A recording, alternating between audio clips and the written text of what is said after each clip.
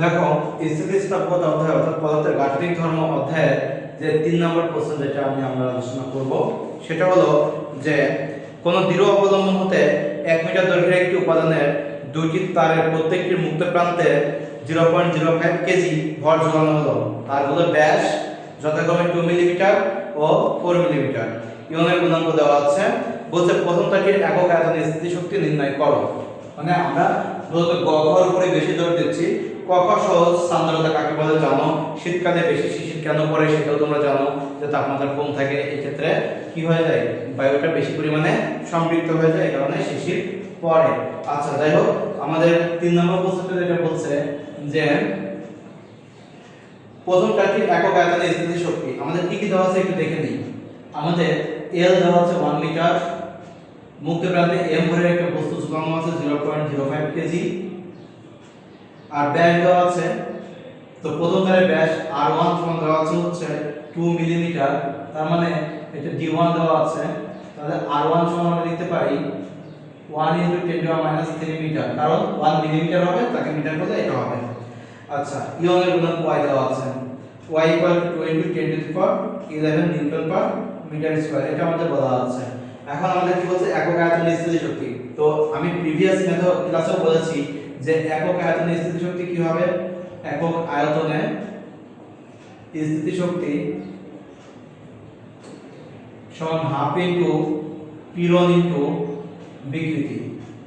এটা হলো মূলত আমাদের ফর্মুলা, যে হাফ পীড়ন মানে কি F/a। সো আমাদের এখানে F আমি কোথা থেকে পাবো, এখান থেকে F পাবো, F = mg, তার মানে এখান থেকে 0.05 × 9.8, তার মানে এখান থেকে F এর মান পেয়ে যাচ্ছি। এর মান এখান থেকে পাবো a = আমি লিখতে পারি পাই r1 স্কয়ার, তার মানে পাই ইনটু 1 × 10⁻³ হোল স্কয়ার। আর বিকৃতি মানে কি, ছোট l / বড় l। তো ছোট বড় l এর মান দেওয়া আছে, শুধু লাগবে ছোট l এর মান। তো ছোট l আমরা কোথা থেকে পাবো, ছোট l এর মান পাই আমরা, দেখো তো y = fl/al লিখতে পারি। তো এই ক্ষেত্রে দেখো l/l এর মান সরাসরি এখান থেকে লিখে দেওয়া যায়, l/l = এই l উপরে নিয়ে আসলাম, l নিচে নিয়ে আসলাম, f/ay লেখা যায়, f/ay লেখা যায়। তার মানে এখানে লেখা যায় half f/a, so del by বড় l মানে কি f/a y। তার মানে দেখো এখানে আমরা বলতে পারি হাফ, এখানে দেখো f/a তার হোল স্কয়ার ইনটু 1/y। এটাও কিন্তু একক আয়তনে স্থিতিশক্তির ফর্মুলা, তুমি সরাসরি লিখে দিতে পারো। তাহলে f আর এর মান আমি এখানে পেয়ে গেছি, এখানে বসাই দিব। তাহলে কি হবে দেখো তো, সুতরাং হাফ f এর মান হচ্ছে 0.05 × 9.8, এর মান হচ্ছে পাই ইনটু 1 × 10⁻³ তার হোল স্কয়ার, আর এই পুরোটার উপরে কি আছে, স্কয়ার আছে, ডিভাইড বাই y এর মান আছে কত, 2 × 10⁻11। এটাই হলো একক আয়তনে স্থিতিশক্তি। এখন এটা ক্যালকুলেটরে একবারে বের করে দেখো কত হয়। হাফ ইনটু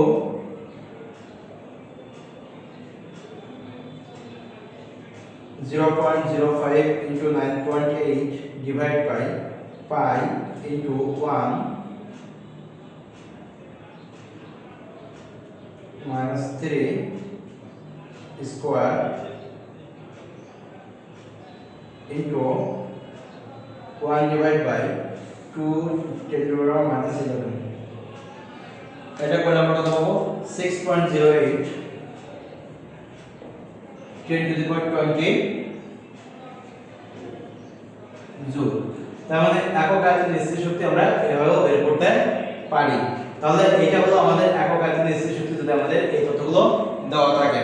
এরপরে কি বলছে, পরে বলছে যে ভরসহ প্রত্যেকটি ঝোলানো হলো, মানে প্রত্যেকটি তারকে যদি ঝোলানো হয় তাহলে সরলদোলকের আচরণ করে।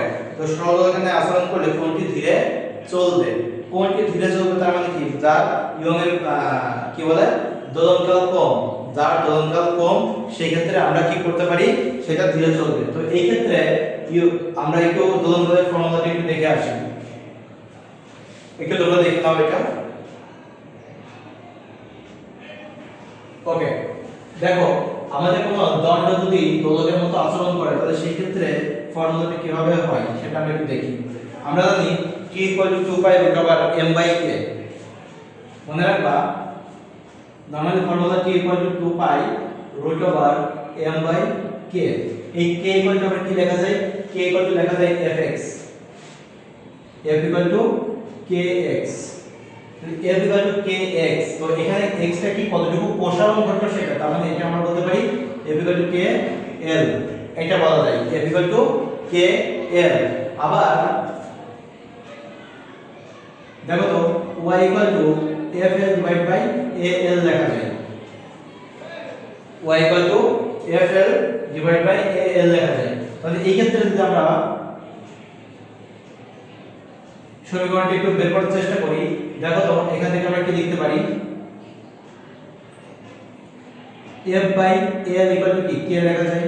তাহলে এই f বাই al আমরা রেখে দিলাম, তার মানে কি y a ডিভাইড বাই বড় হাতের l equal to f by ছোট l। তার মানে f বাই l মানে কি k লেখা যায়, তাহলে k ইকুয়াল টু লেখা যায় y a divide by l। তাহলে দোলনকাল আমরা k equal to 2 pi root over m by y a divide by l এটা লিখতে পারি। তাহলে এই ক্ষেত্রে আমরা লেখা যায় 2 pi root over m l divide by y a এইটা। তাহলে এখন প্রথম তারের জন্য যদি আমি দোলনকাল বের করতে চাই t1 সমান কি হবে 2 পাই রুট ওভার m। এখন লক্ষ্য করো এখানে কি কি দেওয়া আছে আমাদের, সেটা হলো যে m তো দুইটা ভিতরে দেওয়া আছে 0.05 কেজি, ভালো কথা।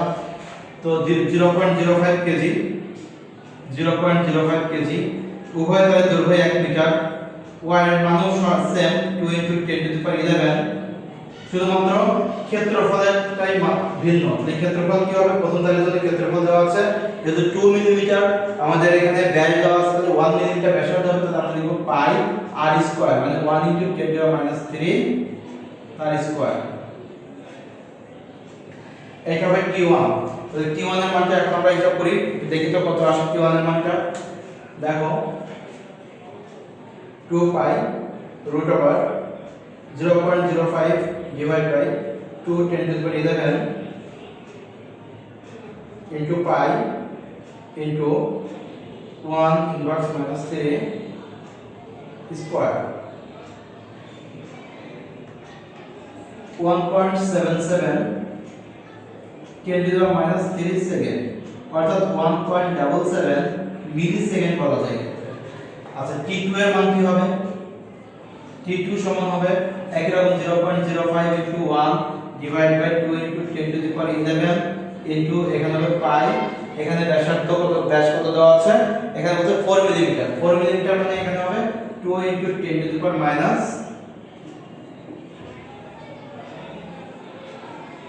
পার্থক্য বোঝা যাবে শুধু 1 আর ওখানে শুধু 2। তাহলে এখন যদি ওখানে 2 বসাই দিই তাহলে কি পাবো দেখো 8.86